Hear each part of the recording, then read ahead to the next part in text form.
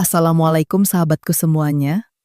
Kembali berbagi cerita yang penuh inspirasi dan makna kehidupan dengan kalian semua. Bagaimana hari kalian? Semoga penuh dengan keberkahan. Cerita hari ini akan mengajarkan kita bahwa kejujuran adalah segalanya dan pengkhianatan hanya akan berujung pada penyesalan. Siapkan hati kalian untuk drama yang tak terduga ini. Simak cerita selengkapnya. Malam itu, suasana rumah Rizka terasa jauh berbeda dari biasanya. Tidak ada suara televisi, tidak ada musik lembut yang biasa diputar untuk menemani Lili tidur, dan tidak ada percakapan hangat antara suami istri yang selama ini selalu mereka tunjukkan di depan orang lain. Rumah besar itu justru dipenuhi kesunyian yang menekan dada. Di lantai 2, tepatnya di ruang kerja pribadi milik Riko, cahaya dari layar laptop menyinari wajah Rizka yang terlihat pucat dan tegang. Jemarinya gemetar saat terus menggulir deretan mutasi rekening dan riwayat transfer yang jumlahnya mencapai ratusan juta rupiah. Semakin lama ia membaca, semakin sulit ia mempercayai apa yang sedang dilihatnya. Astaga! Ini semua uang dari rekening tabungan pendidikan Lili, bisiknya pelan dengan suara tercekat. Di layar itu terpampang transaksi menuju beberapa situs judi online yang dilakukan hampir setiap malam selama berbulan-bulan. Tidak hanya itu, Rizka juga menemukan bukti pinjaman online atas nama dirinya tanpa izin. Napasnya mulai memburu ketika membuka folder lain yang tersembunyi di laptop tersebut. Matanya langsung membesar saat melihat puluhan foto Riko bersama seorang wanita muda di apartemen mewah, restoran mahal, bahkan di kamar hotel. Dalam salah satu foto, Riko terlihat memeluk wanita itu sambil tertawa bahagia. Air mata Rizka perlahan jatuh tanpa bisa ditahan. "Jadi selama ini kamu bohong," ucapnya lirih sambil memegangi dadanya yang terasa sesak. Pikirannya langsung dipenuhi potongan kejadian aneh selama beberapa bulan terakhir. Riko yang sering pulang larut malam, mudah marah, dan terus meminta uang dengan alasan investasi bisnis. Semua kebohongan itu kini terasa begitu jelas di depan matanya. Dengan tangan dingin, Rizka mengambil ponselnya, lalu mulai memotret semua bukti yang ada di layar laptop. Ia tahu dirinya harus berhati-hati karena Riko bisa saja menghapus semuanya kapan saja. Saat sedang menyalin data, suara pintu garasi tiba-tiba terdengar dari bawah. Jantung Rizka langsung berdegup keras. Ia menoleh ke arah jam dinding. Sudah hampir tengah malam. "Riko pulang," gumamnya pelan. Langkah kaki pria itu mulai terdengar menaiki tangga. Semakin dekat, semakin jelas. Rizka buru-buru menyimpan hasil foto ke cloud dan menggenggam ponselnya erat-erat. Pintu ruang kerja terbuka perlahan. Riko berdiri di sana dengan wajah lelah, tetapi ekspresinya langsung berubah saat melihat istrinya duduk di depan laptop. "Kamu ngapain di sini?" tanyanya cepat dengan nada curiga. Rizka menatapnya tajam tanpa menjawab. Ia lalu memutar layar laptop ke arah Riko hingga foto perselingkuhan itu terlihat jelas. Seketika wajah Riko memucat. Ruangan mendadak terasa sangat dingin. Riko menelan ludah keras sambil melangkah masuk ke dalam ruang kerja. Matanya bergerak cepat, memperhatikan layar laptop dan ponsel di tangan Rizka. Untuk pertama kalinya sejak menikah, pria itu terlihat benar-benar panik. "Rizka, dengar dulu, semuanya nggak seperti yang kamu pikirkan," katanya mencoba tenang sambil memaksakan senyum kecil. Namun Rizka langsung berdiri dengan mata merah, penuh amarah dan kekecewaan. "Nggak seperti yang aku pikirkan," ulangnya dengan suara bergetar.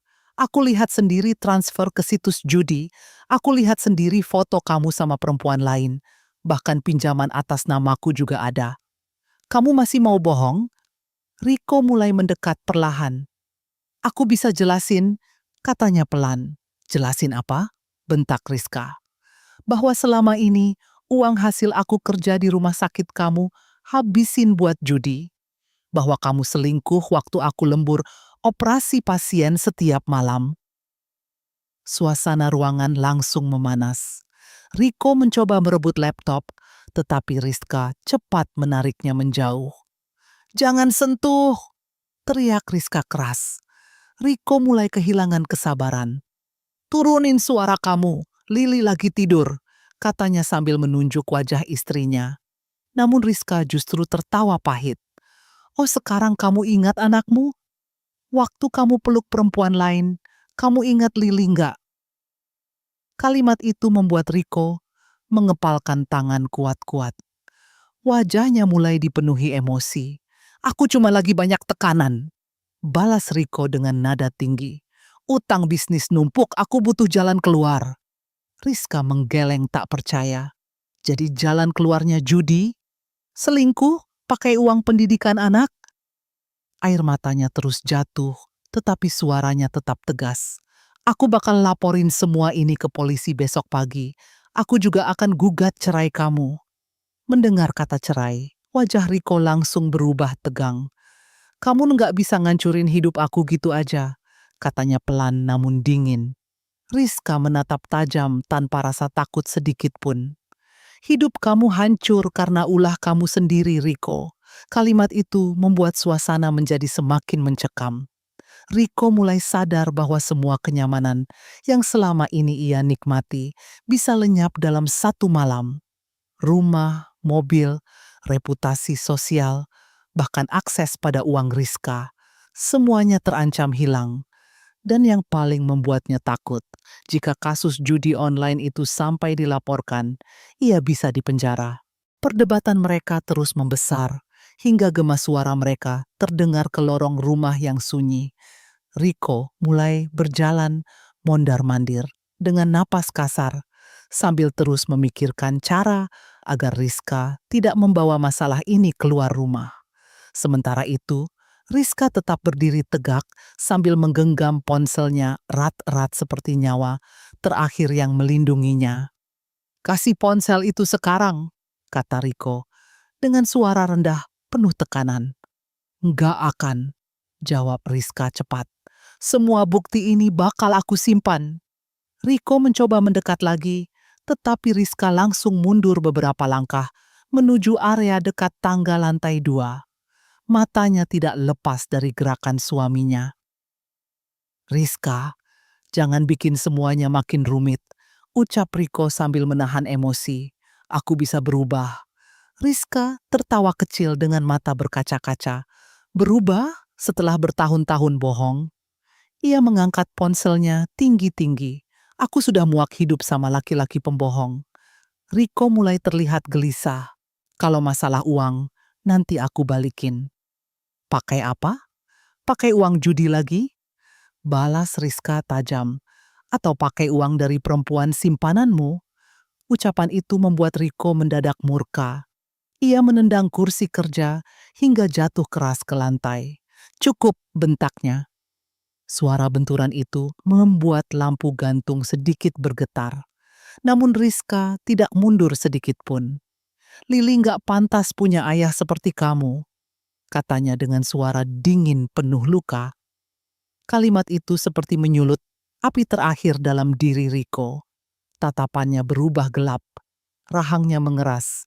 Ia merasa harga dirinya diinjak-injak di rumahnya sendiri.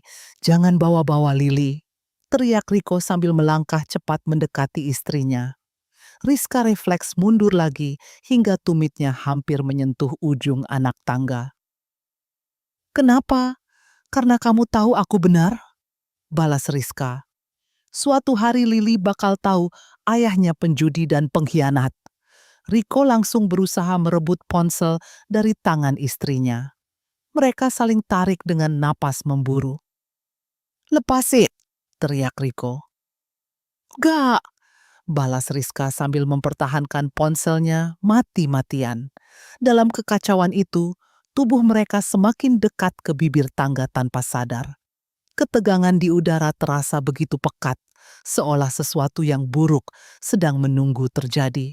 Dalam ledakan emosi yang sudah tidak terkendali, Riko mendorong tubuh Rizka dengan sangat keras. "Pergi kamu," bentaknya penuh amarah. Mata Rizka langsung membesar karena kaget. Tubuhnya kehilangan keseimbangan di tepi tangga. Dalam sepersekian detik, semuanya terasa berjalan lambat. Ponsel di tangannya terlepas dan melayang jatuh lebih dulu. "Riko!" teriak Rizka panik sebelum tubuhnya terpental ke belakang. "Bruk!" Tubuhnya menghantam anak tangga pertama dengan keras, lalu terus berguling turun. Suara benturan terdengar berulang kali memenuhi rumah. Kepala Rizka menghantam sudut kayu tangga sebelum akhirnya tubuhnya terkapar tak bergerak di lantai bawah. Kerah perlahan mengalir dari pelipisnya dan membasahi lantai marmer putih. Riko langsung membeku di tempat. Napasnya tercekat melihat apa yang baru saja terjadi. "Rizka," gumamnya lirih sambil menuruni tangga perlahan. Tangannya gemetar hebat. Ia berlutut di samping tubuh istrinya dan mencoba menggoyangkan bahunya. "Rizka, bangun!" Tidak ada jawaban. Mata wanita itu tertutup rapat. Napasnya sangat lemah. Darah di kepalanya terus mengalir perlahan.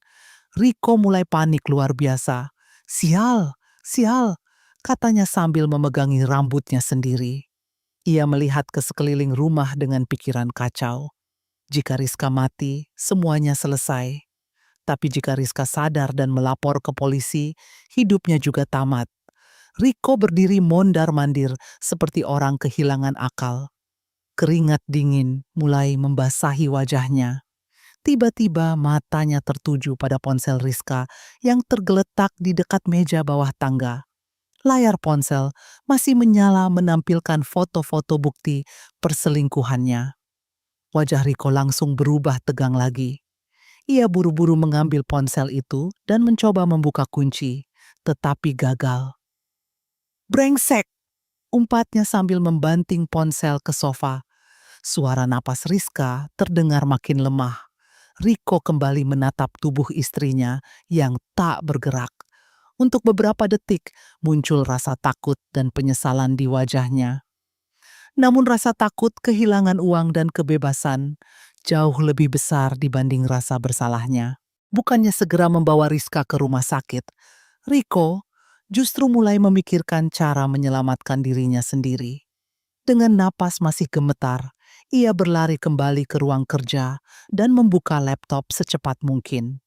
Tangannya bergerak panik menghapus riwayat transfer, foto perselingkuhan, dan beberapa file transaksi judi online. "Cepat, cepat!" gumamnya sambil terus mengklik layar dengan buru-buru. Beberapa kali jarinya salah, menekan karena terlalu gugup. Setelah merasa cukup, Riko menutup laptop lalu memandang sekitar ruangan dengan otak bekerja cepat. Ia sadar polisi pasti akan curiga jika melihat kondisi rumah terlalu rapi. Tiba-tiba matanya tertuju pada vas bunga besar di dekat tangga. Tanpa ragu ia meraihnya, lalu membantingnya ke lantai hingga pecah berkeping-keping. Pecahan kaca berserakan di sekitar tangga untuk menciptakan kesan kecelakaan. Riko lalu menarik karpet sedikit miring dan menjatuhkan kursi kecil agar terlihat seperti ada insiden terpleset. Setelah semuanya dirasa cukup meyakinkan, barulah ia turun kembali ke bawah. Tubuh Rizka masih terbaring lemah dengan darah yang kini mulai mengering di sisi wajahnya. Riko menatap istrinya beberapa detik tanpa ekspresi. "Kalau saja kamu diam," bisiknya pelan. Tiba-tiba dari kamar terdengar suara kecil, Lili memanggil ibunya. "Mama!" Riko langsung tersentak panik. Ia buru-buru menutup pintu kamar anaknya dari luar agar Lili tidak melihat keadaan mengerikan itu. Setelah memastikan anaknya tetap di kamar, Riko akhirnya mengambil ponsel dan menghubungi ambulans. Namun begitu sambungan tersambung, wajah dan nada suaranya langsung berubah drastis. "Tolong, tolong cepat datang," Teriaknya pura-pura panik. Istri saya jatuh dari tangga. Banyak darah, tolong cepat. Ia bahkan sengaja membuat suaranya terdengar gemetar, seperti suami yang ketakutan kehilangan istrinya. Setelah telepon ditutup, Rico duduk di lantai sambil memegangi kepala dan mulai menangis palsu. Beberapa menit kemudian, suara sirene ambulans mulai terdengar mendekati rumah. Rico menarik napas panjang, lalu kembali memasang wajah penuh kepanikan sebelum pintu rumah diketuk petugas medis. Suara roda ranjang pasien bergema cepat di lorong rumah sakit saat para dokter dan perawat mendorong tubuh Rizka menuju ruang ICU. Lampu-lampu putih di langit-langit terasa menyilaukan, sementara aroma obat-obatan dan cairan antiseptik memenuhi udara dingin malam itu. Kepala Rizka dipenuhi darah yang mulai mengering di sisi pelipisnya, dan napasnya terdengar sangat lemah melalui masker oksigen darurat. Tekanan darah turun, teriak salah satu perawat sambil melihat monitor portabel. "Siapkan CT scan sekarang," sahut dokter jaga dengan nada tegas. Rico berjalan di belakang mereka dengan wajah pucat dan mata merah seolah baru saja mengalami mimpi buruk terbesar dalam hidupnya. Beberapa kali ia berpura-pura terisak sambil memegangi kepalanya sendiri. "Tolong selamatkan istri saya, Dok. Tolong," katanya dengan suara bergetar penuh sandiwara. Sesampainya di depan ICU, tim medis langsung bekerja cepat. Dokter Marwan, dokter bedah saraf senior yang malam itu sedang bertugas, segera memeriksa hasil CT scan otak Rizka. Wajahnya terlihat serius. Ada perdarahan cukup berat di bagian kepala belakang. Ucapnya pelan kepada tim medis. "Kita harus pasang ventilator dan observasi ketat malam ini." Rico yang mendengar itu langsung mendekat dengan ekspresi pura-pura syok. "Dok, istri saya bisa sembuh kan?" tanyanya sambil menggenggam tangan dokter. Marwan, dokter itu menatap Rico beberapa detik sebelum menjawab hati-hati. "Kondisinya kritis, tapi kami masih berusaha maksimal." Tidak lama kemudian, tubuh Rizka dipindahkan ke dalam ruang ICU yang dipenuhi suara mesin monitor jantung dan ventilator. Selang infus terpasang di kedua tangannya, sementara kepalanya dibalut perban tebal. Ruangan itu terasa dingin dan sunyi. Hanya suara bip monitor yang terdengar berulang-ulang seperti penanda tipis antara hidup dan mati. Rico duduk di kursi, samping ranjang sambil menundukkan kepala. Ketika beberapa perawat masuk, ia langsung mulai menangis keras. "Kenapa bisa begini?" katanya sambil memegang tangan istrinya. "Aku nggak sanggup lihat kamu begini, Rizka." Suster Sari yang sedang mengganti cairan infus memperhatikan semua itu dengan tatapan datar. Entah kenapa, ia merasa tangisan Rico terdengar terlalu dibuat-buat. Beberapa menit sebelumnya, pria itu terlihat tenang saat menandatangani dokumen administrasi. Tetapi sekarang mendadak histeris ketika ada orang lain di ruangan. Saat seorang perawat keluar, Rico bahkan sempat menghentikan tangisnya seketika hanya untuk memeriksa ponsel dengan wajah serius, lalu kembali menangis ketika ada dokter masuk lagi. Hal kecil itu membuat Suster Sari mulai merasa ada sesuatu yang tidak beres. Sementara itu, di atas ranjang ICU, tubuh Rizka tetap diam tak bergerak. Namun jauh di dalam kesadarannya yang gelap, samar-samar ia masih bisa mendengar suara-suara di sekitarnya, termasuk suara tangisan palsu pria yang baru saja menghancurkan hidupnya sendiri.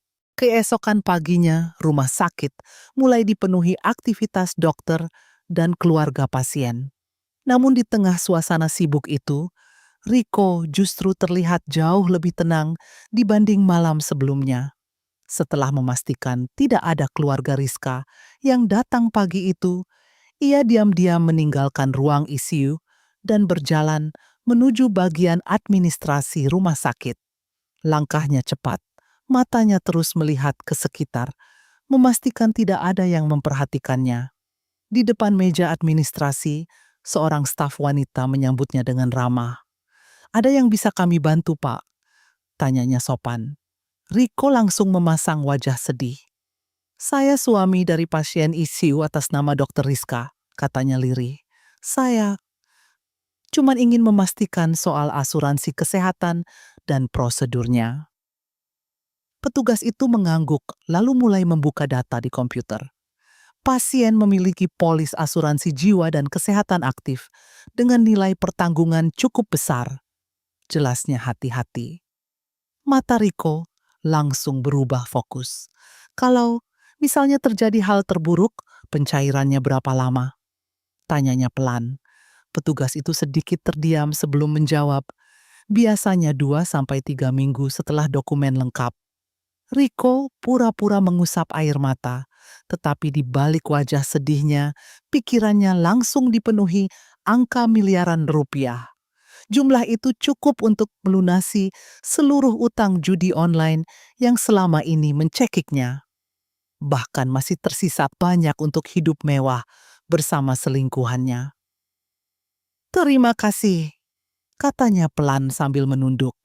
Begitu meninggalkan meja administrasi, ekspresinya langsung berubah dingin. Ia berjalan ke sudut lorong yang sepi, lalu menghubungi seseorang lewat telepon. "Sayang," katanya dengan suara rendah. Di ujung sambungan, terdengar suara wanita muda, tertawa kecil. "Gimana kondisi istrimu?" tanyanya santai. Riko melihat ke sekitar sebelum menjawab, "Masih koma." Wanita itu terdiam sesaat lalu berkata, "Kalau dia sadar gimana?" Riko langsung mengepalkan rahangnya. Dia nggak boleh sadar. Kalimat itu keluar begitu saja tanpa rasa bersalah sedikit pun. Wanita itu tertawa kecil lagi. "Aku capek nunggu terus, Riko. Kamu janji habis semua selesai kita pindah ke Bali." Riko tersenyum tipis. "Iya, sebentar lagi semua beres. Uang asuransinya cukup buat mulai hidup baru." Setelah telepon ditutup, Riko menyandarkan tubuh di dinding sambil menghela napas panjang. Untuk pertama kalinya sejak kejadian malam itu, ketakutan di wajahnya mulai tergantikan oleh harapan baru. Dalam pikirannya, kematian Rizka bukan lagi tragedi, melainkan solusi sempurna untuk seluruh kekacauan hidupnya. Namun tanpa ia sadari, dari ujung lorong, Suster Sari sempat melihatnya tersenyum sendiri setelah menelepon seseorang. Dan senyum itu sama sekali tidak terlihat seperti suami yang sedang takut kehilangan istrinya. Hari demi hari berlalu, tetapi kondisi Rizka belum menunjukkan perubahan besar. Mesin ventilator masih membantu napasnya, sementara monitor jantung terus berbunyi stabil di dalam ruang ICU. Dr. Marwan hampir setiap hari memeriksa perkembangan saraf pasien itu dengan teliti. Meskipun kondisi Rizka kritis, ia melihat beberapa respons kecil yang sebenarnya cukup menjanjikan. Refleks pupilnya masih bagus, katanya kepada tim dokter saat memeriksa hasil terbaru. Aktivitas otaknya belum hilang. Namun anehnya, Riko justru terus terlihat tidak sabar. Hampir setiap kali bertemu dokter, pria itu selalu membahas kemungkinan penghentian alat bantu napas. Siang itu Riko kembali masuk ke ruang konsultasi dengan wajah lelah yang dibuat-buat. "Dok, sampai kapan istri saya harus begini?" tanyanya sambil duduk lemas. Dokter Marwan menatapnya tenang. "Kami masih melihat peluang pemulihan, Pak Riko." Riko langsung menggeleng pelan sambil memejamkan mata. "Saya nggak tega lihat dia menderita," katanya lirih. "Kalau memang kemungkinan sadar kecil, mungkin lebih baik. Ya sudah." Kalimat itu membuat Dokter Marwan sedikit mengernyit. "Maksud Anda mencabut ventilator?" tanyanya tegas. Riko menunduk pura-pura sedih. "Saya cuma nggak mau dia tersiksa lebih lama." Dokter itu diam beberapa saat. Pengalamannya bertahun-tahun menangani pasien membuat instingnya mulai bekerja. Biasanya keluarga pasien akan berjuang mati-matian mempertahankan harapan sekecil apapun. Tetapi Rico justru seperti ingin semuanya selesai secepat mungkin. Secara medis kami belum bisa mengambil keputusan itu, jawab Dokter Marwan akhirnya. Wajah Rico langsung berubah tegang sesaat sebelum kembali memasang ekspresi sedih. Tapi biaya ICU juga sangat besar, Dok, katanya pelan. Saya takut nanti semuanya sia-sia.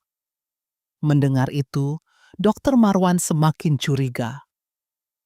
Apakah Anda lebih memikirkan biaya daripada keselamatan istri Anda? Tanyanya tajam. Rico langsung tersentak. Bukan begitu maksud saya, katanya cepat. Saya cuma realistis. Percakapan itu membuat suasana ruangan mendadak dingin.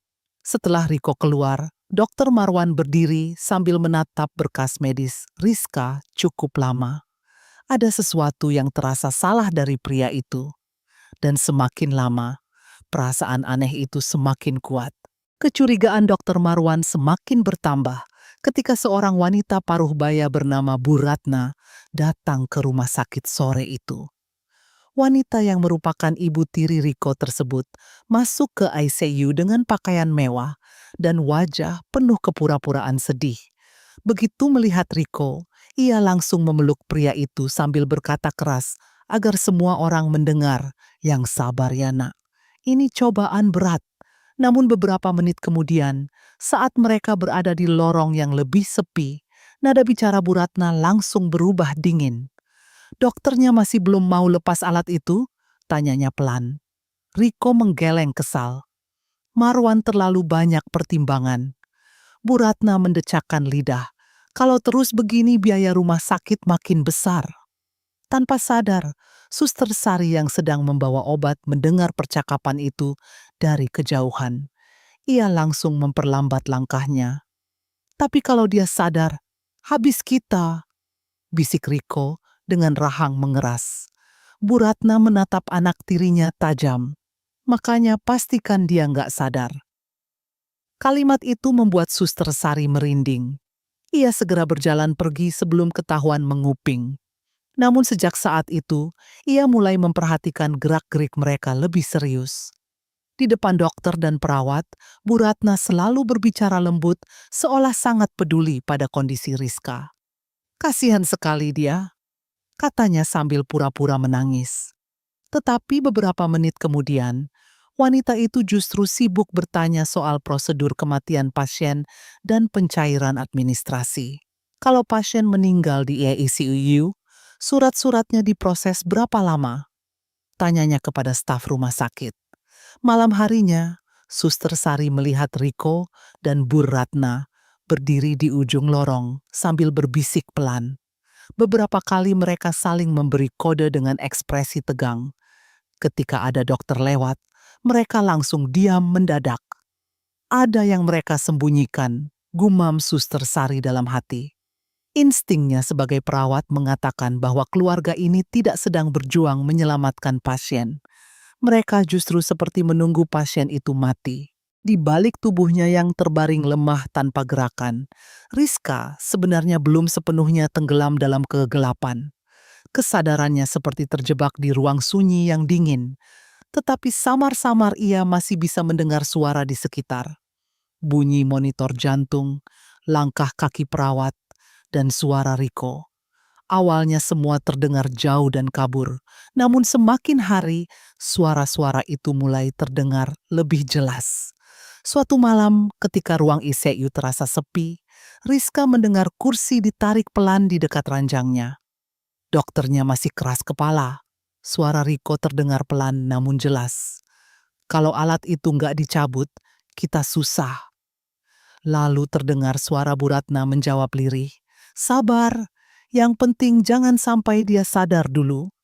Dalam gelap kesadarannya, hati Rizka langsung bergetar hebat. Ia ingin membuka mata. Ia ingin berteriak. Tetapi tubuhnya sama sekali tidak bergerak. Rico menghela napas panjang, lalu tertawa kecil. "Kalau semuanya selesai, utangku lunas," katanya santai. "Sisanya cukup buat pindah sama Nia." Mendengar nama wanita itu, dada Rizka terasa seperti ditusuk. Bu Ratna ikut tertawa kecil. "Perempuanmu yang hamil itu?" tanyanya. "Iya," jawab Riko tanpa rasa bersalah sedikit pun. Dia udah capek sembunyi-sembunyi. Air mata tipis mulai keluar dari sudut mata Rizka, meski kelopak matanya tetap tertutup. Di dalam pikirannya, wajah kecil Lili terus muncul.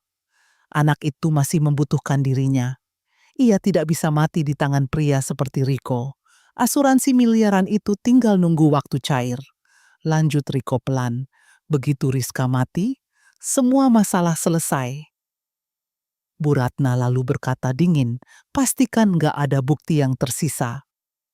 Kalimat itu membuat kemarahan besar mulai membakar hati Rizka di tengah tubuhnya yang lumpuh.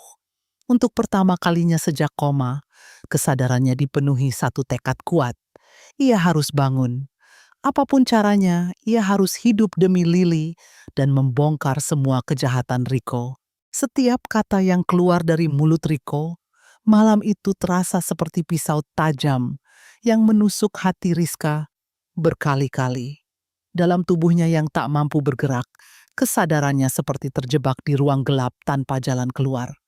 Ia bisa mendengar semuanya dengan jelas, tetapi tidak bisa membuka mata, tidak bisa menggerakkan jari, bahkan tidak mampu mengeluarkan suara sekecil apapun. Di tengah suara mesin ventilator yang berdengung pelan, ucapan Riko terus menggema di kepalanya. Begitu dia mati, semua selesai. Kata pria itu santai, seolah sedang membicarakan barang rusak, bukan istrinya sendiri. Bu Ratna yang duduk di dekat ranjang ikut menimpali dengan nada dingin. "Kamu harus hati-hati. Kalau perempuan itu sadar, habis kita." Riko terkekeh kecil. "Tenang aja." Dokter juga bilang peluangnya kecil. Dalam kegelapan kesadarannya, Rizka menangis tanpa suara. Ia ingin bangun.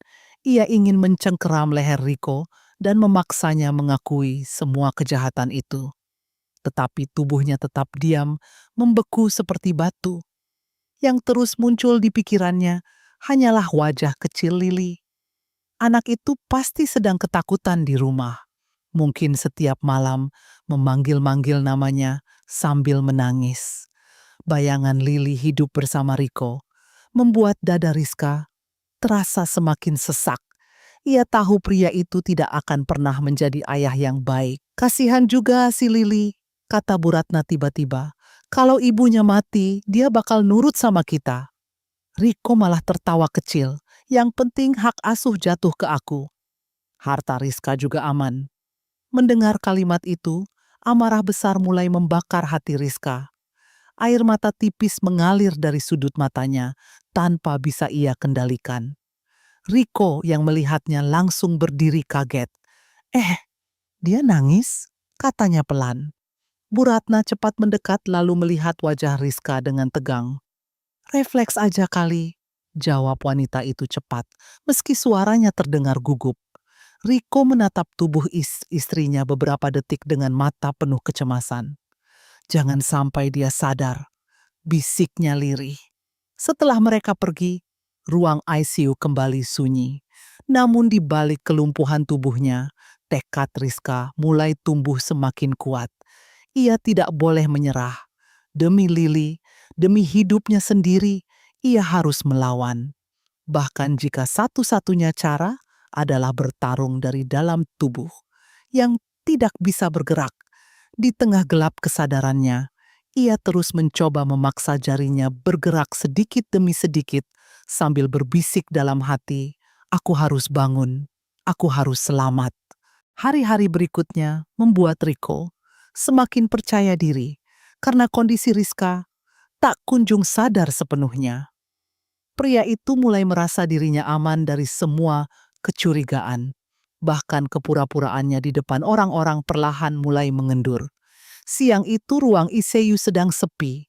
Hanya suara monitor jantung dan pendingin ruangan yang terdengar pelan. Riko duduk di samping ranjang sambil memainkan ponselnya dengan wajah kesal. Ia baru saja menerima banyak tagihan utang dari bandar judi online. Sial, gumamnya pelan sambil mengusap wajah kasar. Ia lalu menatap tubuh Rizka yang masih diam tak bergerak. Tatapannya kini tidak lagi penuh pura-pura sedih, melainkan dingin dan penuh tekanan. "Kamu tahu nggak?" katanya lirih sambil menyandarkan tubuh di kursi. "Kalau kamu mati sekarang, semua masalahku selesai." Tangan Rizka yang terbaring diam terasa dingin. Sementara di dalam kesadarannya ia mendengar setiap kata itu dengan jelas. Riko tertawa kecil tanpa rasa bersalah sedikit pun. "Utang lunas, rumah aman, aku bisa hidup tenang sama Nia," katanya santai. Ia bahkan mendekatkan wajah ke telinga istrinya. "Harusnya malam itu kamu diam aja." Tepat saat itu, pintu ICU sedikit terbuka. Suster Sari yang hendak mengganti cairan infus mendadak berhenti ketika mendengar ucapan Riko. Wajahnya langsung pucat. Ia berdiri membeku di balik pintu sambil menahan napas. "Kalau aja kamu nggak ancam laporin aku." Lanjut Riko pelan. "Semua ini nggak bakal terjadi." Jantung Suster Sari langsung berdegup keras. Tangannya sampai gemetar memegang map pasien. Ia tidak percaya dengan apa yang baru saja didengarnya. Riko kembali bersandar santai, lalu berkata lirih, "Sekarang tinggal tunggu waktu aja sampai alat itu dicabut."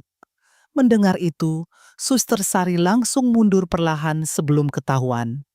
Begitu berada di lorong, ia menutup mulutnya sendiri karena syok. "Ya Tuhan," bisiknya panik. Kepalanya dipenuhi ketakutan dan kecurigaan sekaligus. Selama ini ia memang merasa ada yang aneh dari Riko, tetapi mendengar langsung ucapan seperti itu membuat semuanya terasa jauh lebih mengerikan. Malam harinya, Suster Sari akhirnya memberanikan diri menemui Dokter Marwan di ruang dokter. "Dok, saya harus bicara sesuatu," katanya pelan dengan wajah tegang. Dokter Marwan langsung menatap serius ketika melihat ekspresi perawat itu. "Ada apa?" tanyanya. Suster Sari menelan ludah sebelum menjawab lirih. "Saya dengar sendiri suami Bu Rizka bilang semua masalahnya selesai kalau pasien meninggal." Kalimat itu membuat wajah Dokter Marwan langsung berubah serius. Keesokan harinya Dokter Marwan kembali memeriksa kondisi neurologis Rizka dengan lebih teliti dari biasanya. Saat menyinari pupil matanya, ia melihat respon kecil yang sebelumnya tidak muncul. Selain itu, monitor aktivitas otak juga menunjukkan peningkatan tipis. "Ada perkembangan," gumamnya pelan sambil melihat hasil pemeriksaan. Ia segera memanggil tim ICU untuk berdiskusi. "Saya ingin penundaan keputusan pelepasan ventilator," katanya tegas. "Pasien masih punya kemungkinan sadar." Keputusan itu langsung membuat Riko marah besar ketika diberitahu beberapa jam kemudian. Pria itu masuk ke ruang konsultasi dengan wajah merah dan langkah cepat. "Apa maksudnya ditunda lagi?" bentaknya sambil menepuk meja dokter keras. Beberapa perawat yang ada di ruangan langsung terkejut. Dokter Marwan tetap duduk tenang sambil menatap Riko tajam. "Kami melihat respons neurologis kecil dari pasien," jelasnya. "Secara medis kami wajib mempertahankan perawatan." Riko tertawa sinis. "Atau jangan-jangan rumah sakit cuma mau uang ICU terus jalan?" Tuduhnya kasar. Suasana ruangan langsung menjadi tegang. "Jaga ucapan Anda," jawab Dokter Marwan dingin. Riko malah semakin emosi. "Sudah hampir seminggu nggak ada perubahan besar. Sampai kapan kalian mau tahan dia di mesin itu?" bentaknya lagi. Suster Sari yang berdiri di sudut ruangan mulai ketakutan melihat amarah Riko yang meledak-ledak. Dokter Marwan perlahan berdiri dari kursinya. "Sebagai dokter, tugas saya menyelamatkan pasien selama masih ada harapan," katanya tegas. "Dan saya melihat harapan itu masih ada." Riko mengepalkan tangan kuat-kuat. Rahangnya mengeras, menahan emosi. "Kalau nanti dia tetap nggak sadar gimana?" Tanyanya tajam. Kami akan evaluasi lagi, jawab Dokter Marwan tenang. Riko langsung menunjuk wajah dokter itu dengan marah. Kalau sampai semua ini sia-sia, saya tuntut rumah sakit ini. Bentaknya keras, hingga suara gema memenuhi ruangan. Seorang perawat muda bahkan terlihat mundur ketakutan. Namun Dokter Marwan sama sekali tidak gentar. Ia justru semakin yakin ada sesuatu yang disembunyikan pria itu. Tidak ada suami normal yang begitu marah karena istrinya masih memiliki peluang hidup. Setelah Riko keluar sambil membanting pintu, suasana ruangan tetap sunyi beberapa detik. Suster Sari lalu mendekat pelan. Dok, saya makin yakin dia menyembunyikan sesuatu, bisiknya. Dokter Marwan menghela napas panjang sambil menatap berkas medis Rizka. Saya juga. Malam sebelum ventilator direncanakan untuk dievaluasi ulang, suasana ICU terasa jauh lebih sunyi dibanding biasanya. Lampu ruangan diredupkan, hanya cahaya monitor yang berkedip pelan menerangi wajah pucat Rizka. Suster Sari berjaga malam itu sambil sesekali memeriksa tekanan darah dan denyut jantung pasien. Waktu menunjukkan hampir pukul 2 dini hari ketika tiba-tiba monitor jantung Rizka berbunyi lebih cepat dari biasanya. Hah? Suster Sari langsung menoleh cepat. Garis monitor bergerak tidak stabil. Napas Rizka melalui ventilator juga mulai berubah ritmenya. Tekanan darah naik, gumam Suster Sari sambil mendekati ranjang. Saat itulah matanya membesar. Jari telunjuk tangan kanan Rizka bergerak pelan. Sangat kecil, tetapi jelas terlihat. Ya Tuhan, bisiknya kaget. Ia segera memegang tangan pasien untuk memastikan dirinya tidak salah lihat. Dan beberapa detik kemudian, jari itu bergerak lagi. Bu Rizka bisa dengar saya? Tanya Suster Sari cepat dengan suara gemetar. Kelopak mata Rizka tampak sedikit bergetar. Napas perawat itu langsung memburu. Ia buru-buru menekan tombol panggil dokter. Dokter Marwan, cepat ke ICU sekarang, katanya panik melalui intercom. Beberapa detik terasa sangat panjang. Monitor jantung terus berbunyi cepat. Tubuh Rizka tampak berusaha melawan sesuatu dari dalam dirinya sendiri. Ayo Bu, ayo, bisik Suster Sari sambil menggenggam tangannya erat. Tak lama kemudian, Dokter Marwan berlari masuk bersama dua perawat lain. Apa yang terjadi? Tanyanya cepat. Jarinya bergerak, Dok, dan pupil matanya tadi merespons. Jawab Suster Sari dengan napas tidak beraturan. Dokter Marwan langsung memeriksa kondisi Rizka dengan serius. Saat ia menyorot mata pasien menggunakan senter kecil, kelopak mata Rizka kembali bergerak lebih jelas. Rizka, kalau Anda bisa dengar saya, coba lawan, coba buka mata Anda. Ucap Dokter Marwan tegas namun tenang. Dalam tubuhnya yang lemah, Rizka seperti sedang bertarung melawan kegelapan besar yang menahannya. Suara dokter itu terdengar jauh, tetapi cukup kuat untuk menarik kesadarannya kembali. Perlahan, sangat perlahan. Ujung jarinya bergerak lagi. Semua orang di ruangan langsung terdiam tegang. Untuk pertama kalinya sejak koma, ada tanda nyata bahwa Rizka sedang mencoba kembali hidup. Dengan perjuangan luar biasa, Rizka akhirnya berhasil membuka matanya sedikit. Pandangannya masih kabur. Lampu ICU terasa terlalu terang menusuk matanya. Napasnya terdengar berat melalui selang ventilator, sementara seluruh tubuhnya terasa seperti dihancurkan dari dalam. Bu Rizka, tenang, Anda aman. Suara Dokter Marwan terdengar samar di telinganya. Rizka mencoba fokus pada wajah dokter di depannya. Bibirnya bergerak kecil, tetapi tidak ada suara yang keluar. Suster Sari langsung mendekat sambil menahan air mata haru.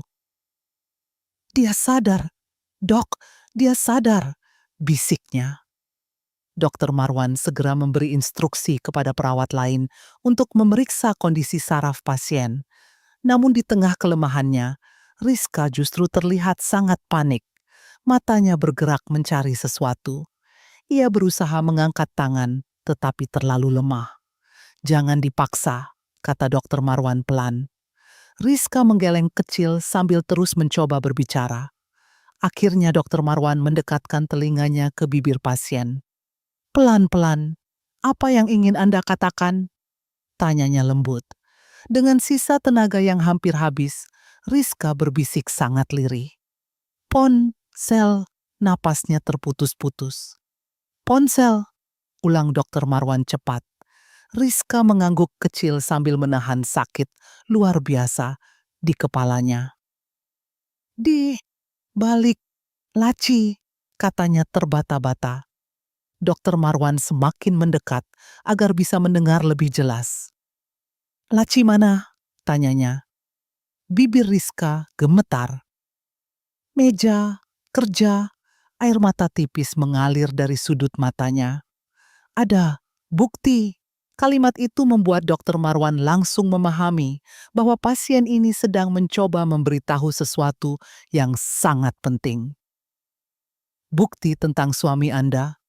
tanyanya pelan. Mata Rizka langsung membesar sedikit, lalu mengangguk lemah. Tangannya mencengkeram ujung selimut sekuat tenaga. "Riko," bisiknya penuh ketakutan, dan amarah bercampur menjadi satu, namun tubuhnya terlalu lemah untuk terus sadar. Monitor jantung kembali berbunyi, tidak stabil. "Oksigennya turun," teriak salah satu perawat. Dokter Marwan langsung memegang bahu Rizka. "Tenang, jangan paksa bicara lagi." Namun sebelum matanya kembali tertutup lemah, Rizka sempat berbisik satu kalimat terakhir yang membuat semua orang di ruangan terdiam. "Dia mau bunuh aku." Kalimat lirih dari Rizka. Malam itu terus terngiang di kepala Dokter Marwan, bahkan setelah pasien kembali tertidur lemah akibat kelelahan. "Dia mau bunuh aku." Kalimat itu bukan sekadar tuduhan biasa. Dari tatapan mata Rizka yang penuh ketakutan, dokter itu tahu wanita tersebut benar-benar sedang berusaha menyelamatkan dirinya sendiri. Begitu kondisi pasien kembali stabil, Dokter Marwan segera keluar dari ICU dan menemui Suster Sari di lorong rumah sakit yang sepi. "Kita nggak bisa diam," katanya tegas sambil melepas sarung tangan medisnya.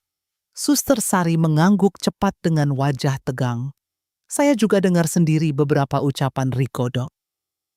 Tanpa membuang waktu, Dokter Marwan langsung menghubungi pihak kepolisian dan menjelaskan kondisi darurat yang sedang terjadi. Beberapa menit kemudian, dua orang penyidik datang ke rumah sakit untuk meminta keterangan awal. Pasien menyebut ada bukti di ponsel rahasia. Jelas Dokter Marwan serius.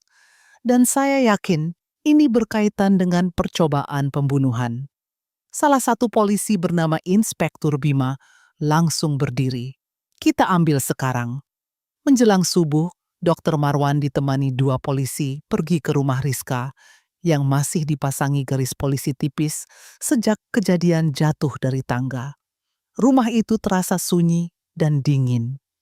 Lampu ruang tamu masih redup, sementara bekas pecahan vas yang sebelumnya dibersihkan Riko masih menyisakan beberapa serpihan kecil di sudut lantai. Dokter Marwan berjalan cepat menuju ruang kerja lantai atas sesuai petunjuk Rizka. Tangannya membuka laca meja perlahan. Awalnya tidak ada apa-apa. Namun setelah bagian bawah laci diketuk beberapa kali, terdengar bunyi rongga kosong. "Ada kompartemen rahasia," gumam salah satu polisi. Setelah dibuka paksa, sebuah ponsel kecil berwarna hitam akhirnya terlihat tersimpan rapi di dalamnya. "Ini dia," bisik Dokter Marwan lega. Mereka segera membawa ponsel itu kembali ke rumah sakit. Ketika perangkat berhasil dinyalakan menggunakan sidik jari cadangan yang tersimpan di laptop Rizka, semua orang langsung terdiam. Di layar pertama terdapat folder bernama "Jika Terjadi Sesuatu Padaku". Inspektur Bima langsung membukanya dengan wajah serius. Video pertama langsung membuat suasana ruangan membeku. Dalam rekaman itu, Riko terlihat marah besar sambil membanting meja makan. "Kalau kamu terus ikut campur urusan uangku, suatu hari aku bakal bikin kamu nyesel," bentaknya kepada Rizka. Video lain memperlihatkan lengan dan pipi Rizka yang lebam sambil merekam dirinya sendiri dengan mata berkaca-kaca. "Hari ini Riko mukul aku lagi," katanya pelan dalam video itu. Suster Sari sampai menutup mulutnya sendiri, menahan syok saat melihat bukti KDRT tersebut. Namun yang paling mengerikan adalah rekaman suara beberapa hari sebelum kejadian. Dalam audio itu terdengar jelas suara Riko berbicara dengan seseorang. Kalau dia jatuh dari tangga, semua bakal kelihatan kayak kecelakaan. Ruangan langsung sunyi total. Dokter Marwan mengepalkan rahangnya penuh marah. Sementara polisi saling berpandangan dengan ekspresi serius. Kini semuanya jelas. Kejadian malam itu bukan kecelakaan. Itu adalah rencana pembunuhan yang gagal. Semakin lama polisi membuka isi ponsel rahasia tersebut, semakin banyak kenyataan mengerikan yang terungkap. Folder demi folder dipenuhi bukti yang selama ini diam-diam dikumpulkan Rizka, karena ia mulai takut terhadap suaminya sendiri. Ada screenshot transfer uang dalam jumlah fantastis menuju berbagai situs judi online. Rekaman ancaman verbal, hingga foto dokumen pinjaman online atas nama Rizka tanpa persetujuannya. "Ini udah masuk penipuan identitas juga," kata salah satu penyidik sambil menggeleng tidak percaya. Namun temuan yang paling mengejutkan muncul ketika Inspektur Bima membuka aplikasi chat yang ternyata sudah di-backup otomatis oleh Rizka. Nama kontak Nia langsung menarik perhatian semua orang. Begitu ruang obrolan dibuka, wajah para polisi langsung berubah serius. Percakapan itu memperlihatkan hubungan Riko dengan wanita simpanannya secara terang-terangan. "Aku capek sembunyi terus," tulis wanita itu dalam salah satu pesan. Riko membalas, "Sabar sayang, semuanya sebentar lagi selesai." Polisi terus menggulir percakapan demi percakapan. Di salah satu chat, wanita itu mengirim foto hasil USG kehamilan. "Anak kita sehat," tulisnya. Riko membalas dengan emoji hati dan kalimat yang membuat semua orang muak. "Nanti kita mulai hidup baru pakai uang asuransi Rizka." Suster Sari langsung menatap layar dengan mata membesar. "Ya Tuhan," bisiknya pelan. Dokter Marwan sendiri sampai harus menarik napas panjang, menahan emosi. Dalam pesan lain, Riko bahkan mengirim foto rumah di Bali yang ingin dibelinya setelah uang cair. "Kalau semuanya lancar, kita pindah ke sini," tulis Riko. "Aku nggak mau hidup susah lagi." Wanita itu membalas cepat. "Terus gimana kalau istrimu sadar?" Beberapa detik suasana ruangan menjadi sangat sunyi sebelum Riko menjawab dalam chat tersebut. Dia nggak akan sempat sadar. Kalimat itu membuat salah satu polisi langsung menepuk meja keras. "Kurang ajar," geramnya.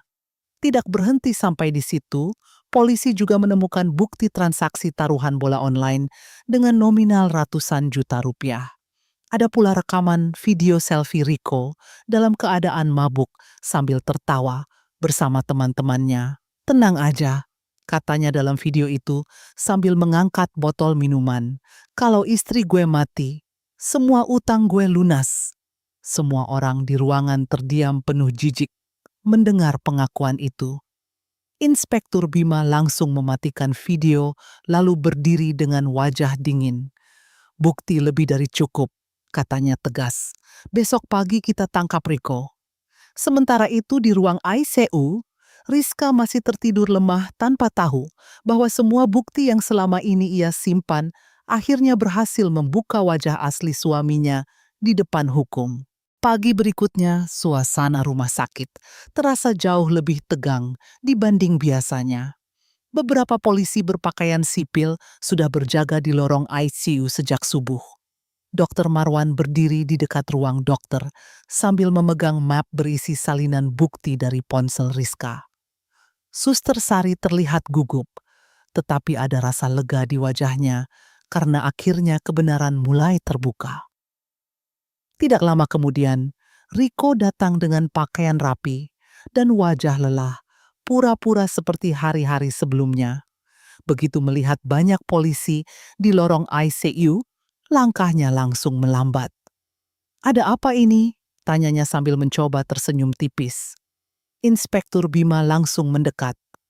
"Pak Riko, kami ingin bicara sebentar." Riko mulai terlihat gelisah. "Tentang apa?" tanyanya cepat. Polisi itu tidak langsung menjawab.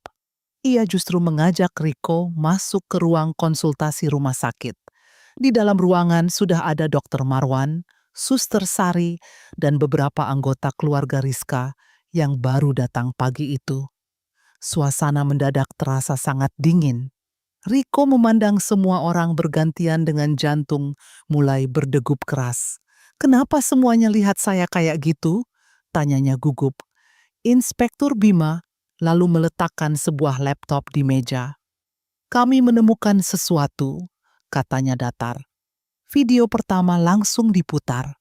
Seketika terdengar suara Riko, sendiri memenuhi ruangan. Kalau dia jatuh dari tangga, semua bakal kelihatan kayak kecelakaan. Wajah Riko langsung pucat pasi. Matanya membesar tidak percaya. Itu bukan," katanya terbata-bata. Polisi memutar video lain.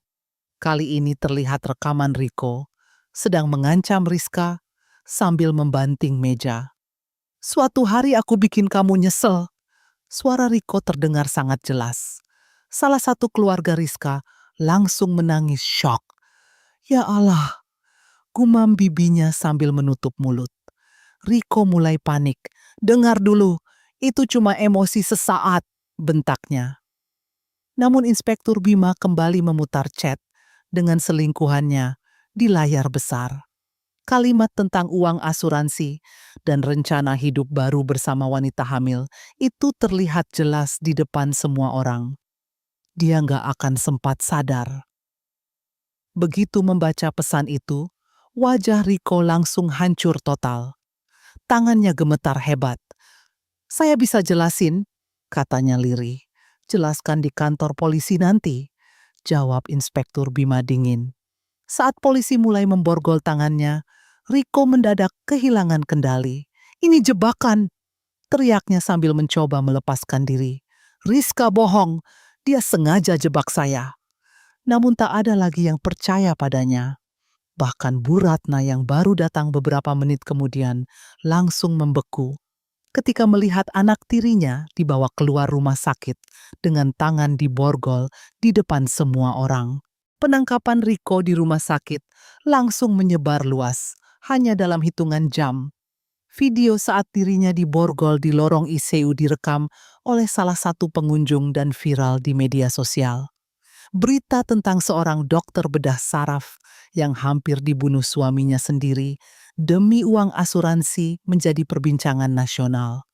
Stasiun televisi mulai mendatangi rumah sakit, wartawan memenuhi halaman gedung pengadilan, dan nama Rizka terus muncul di berbagai portal berita.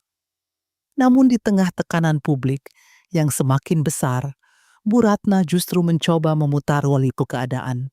Wanita itu mulai muncul di media sosial dan beberapa wawancara online sambil berpura-pura menjadi pihak yang terzalimi. "Riko cuma korban fitnah," katanya di depan kamera sambil menangis palsu. "Selama ini Rizka terlalu dekat dengan dokter yang menanganinya." Tuduhan itu langsung membuat nama Dokter Marwan ikut terseret. Beberapa akun anonim mulai menyebarkan rumor bahwa Rizka berselingkuh dengan dokter rumah sakit sehingga sengaja menjebak Riko. "Lihat kan, mereka kelihatan dekat banget. tulis salah satu akun sambil mengunggah foto Dr. Marwan yang sedang memeriksa kondisi Rizka di ICU. Namun semua fitnah itu mulai runtuh ketika persidangan resmi dimulai beberapa minggu kemudian. Ruang sidang dipenuhi wartawan dan pengunjung yang ingin menyaksikan kasus viral tersebut. Riko duduk di kursi terdakwa dengan wajah kusut dan mata cekung. Sementara itu, Rizka datang menggunakan kursi roda karena kondisinya masih dalam tahap pemulihan terapi saraf. Saat melihat mantan suaminya untuk pertama kali setelah sadar, tangan Rizka langsung gemetar. Dokter Marwan yang duduk tidak jauh darinya hanya berkata pelan, "Tenang, sekarang Anda aman." Sidang berlangsung panas sejak awal. Pengacara Riko mencoba menyerang mental Rizka. "Bukankah Anda mengalami depresi berat sebelum kejadian?" Tanyanya tajam. "Dan bukankah hubungan Anda dengan Dokter Marwan terlalu dekat?" Ruangan langsung riuh. Namun jaksa segera berdiri dan menunjukkan bukti rekaman ancaman, transaksi judi online, serta chat perselingkuhan Riko di layar persidangan. Suasana langsung berubah sunyi saat audio pengakuan Riko diputar keras di depan hakim. Kalau dia jatuh dari tangga, semua bakal kelihatan kayak kecelakaan. Wajah Riko langsung menunduk. Pengacaranya mulai kehilangan arah. Jaksa lalu memperlihatkan foto luka lebam di tubuh Rizka akibat KDRT selama bertahun-tahun. Banyak pengunjung sidang terlihat menahan tangis. "Terdakwa bukan korban," kata jaksa tegas sambil menatap hakim. "Dia adalah pelaku yang merencanakan kematian istrinya sendiri demi uang dan wanita lain."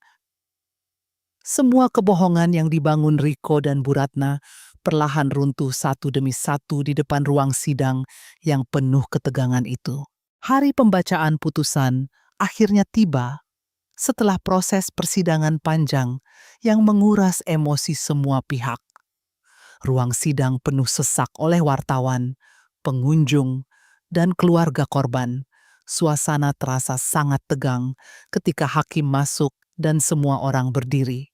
Riko duduk di kursi terdakwa dengan wajah pucat dan tubuh kurus akibat tekanan selama menjalani tahanan. Sementara itu, di sisi lain, ruangan Rizka duduk didampingi Dokter Marwan dan Suster Sari. Tangannya menggenggam kecil boneka milik Lili yang sejak tadi menunggu di luar ruang sidang bersama kerabat keluarga. Hakim mulai membacakan fakta-fakta persidangan dengan suara berat. Terdakwa terbukti melakukan percobaan pembunuhan berencana, kekerasan dalam rumah tangga berat, penipuan identitas keuangan, dan penggelapan dana tabah. Setiap kalimat membuat wajah Riko semakin hancur. Bu Ratna yang duduk di bangku pengunjung mulai menangis pelan. Ketika hakim akhirnya menyebut hukuman, suasana ruang sidang langsung menegang, menjatuhkan pidana penjara selama 18 tahun kepada terdakwa Riko Pratama. Suara palu hakim langsung terdengar keras memenuhi ruangan. Riko membeku beberapa detik sebelum akhirnya histeris. "Tidak, tidak!" teriaknya sambil berdiri panik. Polisi segera menahannya. Air mata bercampur keringat membasahi wajahnya. "Saya nggak mau dipenjara," teriaknya lagi. Namun dalam keadaan emosional itu, Riko justru kehilangan kendali dan berteriak keras di depan semua orang. "Saya cuma mau hidup tenang. Saya cuma mau uang itu." Ruangan langsung gempar. Hakim menatap tajam ke arah terdakwa. Riko terus menangis sambil menunjuk ke arah Rizka. "Kalau dia nggak ancam saya malam itu, semua nggak bakal kejadian," teriaknya penuh frustrasi. Pengakuan itu justru semakin memperjelas bahwa ia memang sengaja menginginkan kematian istrinya. Setelah persidangan selesai, Riko dibawa keluar dengan tangan diborgol sambil terus menangis histeris. Bu Ratna mencoba mengejarnya, tetapi polisi langsung menutup jalan. Di sisi lain, Rizka hanya diam menatap lantai dengan mata berkaca-kaca. Semua akhirnya selesai, tetapi luka di hatinya tidak akan hilang begitu saja. Beberapa bulan kemudian, Rizka mulai menjalani terapi berjalan dan pemulihan trauma. Secara perlahan, ia lebih banyak menghabiskan waktu bersama Lili di rumah kecil yang jauh lebih sederhana, namun terasa hangat dan aman. Kadang-kadang ia masih terbangun di malam hari karena mimpi buruk tentang tangga dan suara benturan itu. Namun setiap kali melihat senyum putrinya, Rizka kembali menemukan alasan untuk bertahan hidup. Suatu sore saat duduk di taman rumah sakit rehabilitasi, Lili memeluknya erat lalu bertanya pelan, "Mama nggak akan pergi lagi kan?" Rizka langsung memeluk putrinya sambil menahan air mata. "Enggak sayang," bisiknya lembut. "Sekarang Mama akan selalu ada buat Lili."